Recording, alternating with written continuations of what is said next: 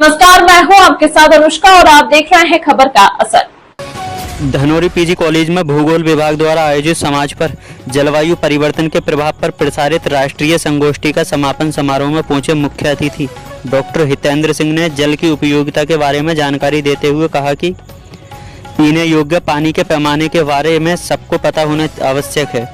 उन्होंने वर्षा के जल को संरक्षित करने पर विशेष बल दिया। विशिष्ट अतिथि प्रोफेसर अंजनी प्रसाद दुबे ने कहा कि जलवायु परिवर्तन एक गंभीर चिंतन का विषय है। डॉक्टर अमिता श्रीवास्तव ने बताया कि जलवायु परिवर्तन का मुख्य कारण मानव गतिविधियां हैं। डॉक्टर मनोज कुमार त्रिपाठी ने प्लास्टिक थैली के उपयोग से मानव जीवन में दुष्प्रभाव पर प्रकाश डाला।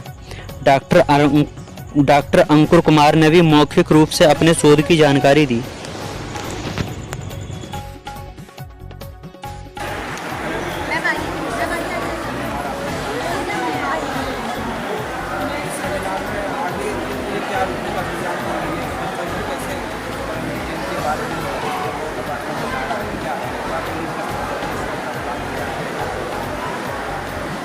इन 2 दिनों में हमने क्लाइमेट चेंज जलवायु परिवर्तन के ऊपर विचार विमर्श किए, जिसमें बाहर से काफ़ी लोग आए हुए थे। बाहर की यूनिवर्सिटी से काफ़ी प्रोफेसर और बाकी कॉलेज से, स्टेट से और स्टेट के बाहर से काफ़ी लोगों को हमने इन्वाइट किया था। काफ़ी लोगों ने अपने विचार प्रस्तुत किए, पेपर प्रेजेंट किए। हमारे महाविद्यालय के स्टूडेंट्स ने अपने विचार प्रस्तुत किए और अपने विचार प्रस्तुत करने के बाद उन्होंने जो कंक्लूजन निकाला है, ये निकाला है कि जलवायु परिवर्तन एक आदमी का काम नहीं है, पूरे समाज का कार्य है। इसमें सबको मिलकर कार्य करना होगा। हम किसी एक को आरोप प्रत्यारोप नहीं कर सकते।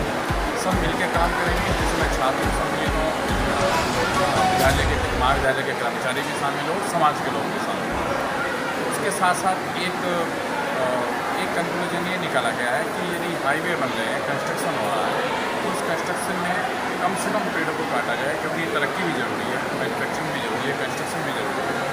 कम से कम पेड़ों को काटा जाए और यदि पेड़ काट भी दिए गए हैं तो उनके एवज में कुछ 1% पेड़ों के लगाई जानी चाहिए। हालांकि सरकार का रूल ये है कि यदि हम 100 पेड़ काटते हैं तो उसके 10 गुने पेड़ कहीं ना कहीं लगाए जाते हैं। लेकिन एक्चुअली इसकी मॉनिटरिंग करना बहुत ज़रूरी है कि जो 1000 पेड़ लगे होंगे डेफिनेटली, लेकिन वो 1000 पेड़ फल फूल रहे हैं, नहीं फल फूल रहे हैं, इसकी मॉनिटरिंग ज़रूरी है। यदि प्लांट्स होंगे और पेड़ पौधे होंगे तो जलवायु परिवर्तन इतने तेज़ी से नहीं होगा जितनी तेज़ी से हो रहा है।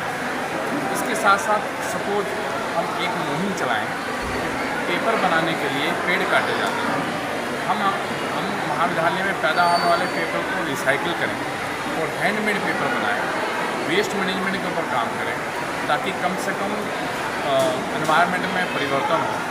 इस तरफ यदि ध्यान दिया जाएगा, जो हमने अपनी इस संगोष्ठी में कंक्लूजन निकाला है, तो उसका डेफिनेटली कोई हमें आउटपुट मिलेगा। धन्यवाद सर, क्लाइमेट चेंजिंग का आज कार्यक्रम रखा गया, क्या कहेंगे कि इसका मुख्य कारण क्या है? आप किसको दोषी मानते हैं?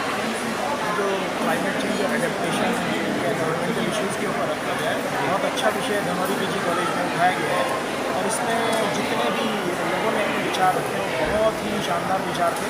उनको क्लाइमेट चेंज के लिए अगर सरकार को प्रेषित किया जाएगा और उस पर कुछ सरकार कार्रवाई करेगी तो ये बहुत मील का पत्थर साबित होगा इस मामले में।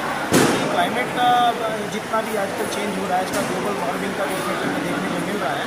वो सब जगह कहीं बारिश ज़्यादा हो रही है, कहीं पर गर्मी ज़्यादा पड़ रही है। इन सबको हम अगर एक सूत्र में बांध सकें, वो केवल है अपने पर्यावरण को ठीक करना। और पर्यावरण को ठीक करने का मतलब है हम हर इश्यूज़ पर अपना एक सुदृढ़ दृष्टिकोण प्रस्तुत करें और दूसरे देशों के समक्ष भी इस बात को रखें कि हिंदुस्तान या भारत हमारा किस तरीके से बाकी देशों में एक एग्जाम्पल या उदाहरण रख सकता है। और इस बारे में जो हमारी केंद्र सरकार द्वारा माननीय प्रधानमंत्री जी द्वारा जो पहल की जा रही है पर्यावरण को ठीक करने के लिए, बहुत सराहनीय है। और इसी को यहाँ पर इंगित किया गया है कि हम अपने जितने कार्य करें वो पर्यावरण को ध्यान में रखते हुए करें और उसको बिगाड़ें। क्लाइमेट चेंज का जो मुख्य कारण है वो मानवीय गतिविधि अत्यधिक होना है। जब हम किसी पर्यावरण के क्षेत्र में अपनी अधिकता को बढ़ाते हैं तो वो बिगड़ने लगता है। यदि हम इसको अपनी मानवीय गतिविधियों को सीमित करते हुए अपने विकास कार्य को आगे बढ़ाएंगे तो पर्यावरण को नुकसान होगा।